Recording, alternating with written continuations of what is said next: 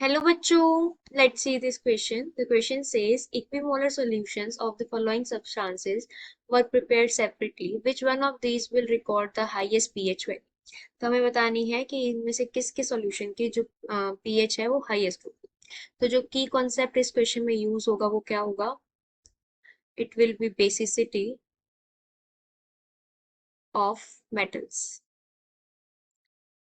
तो जब भी कोई मेटल क्लोराइड वाटर के साथ सॉल्यूशन बनाता है तो वो किस में कन्वर्ट होता है? वो कन्वर्ट होता है मेटल हाइड्रोक्साइड्स में।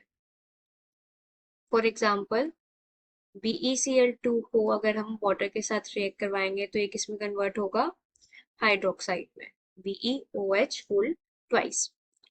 सो सिमिलरली बाकी सभी भी किस में कन्वर्ट होंगे? तो it will be BeOH whole twice, BaOH whole twice, aluminium OH whole 3 and lithium OH। तो जो BeOH होल ट्वाइस होता है वो क्या होता है? ये एम्फोटेरिक होता है नेचर में। It is amphoteric in nature. Now जब हम पीरियोडिसिटी देखते हैं, अगर हम डाउन द ग्रुप जाते हैं, अगर हम डाउन द ग्रुप मूव करते हैं तो जो बेसिसिटी है वो क्या होती है? वो इंक्रीज होती है। So the basicity will increase. और अगर हम लेफ्ट टू राइट जाते हैं, अगर हम लेफ्ट टू राइट जाते हैं तो जो बेसिसिटी है वो क्या होती है? वो डिक्रीज होती है। अब क्योंकि BeCl2 का जो हाइड्रोक्साइड बनेगा वो एम्फोटेरिक होगा तो हम बाकी सबके चेक करते हैं।